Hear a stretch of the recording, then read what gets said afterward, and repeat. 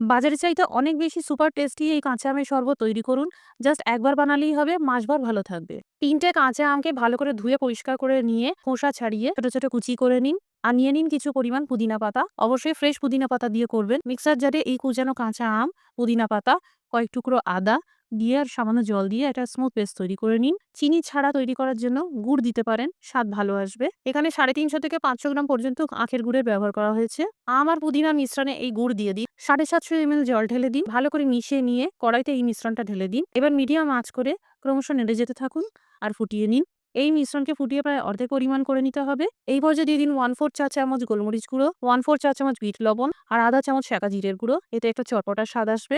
এই মিশ্রণ সম্পূর্ণ ঠান্ডা করে ভালো করে ছেঁকে নিন। শরবতের এই মিশ্রণ একটি পরিষ্কার কাঁচের জেটে সংরক্ষণ করুন। ফ্রিজে রাখবেন, ভালো থাকবে।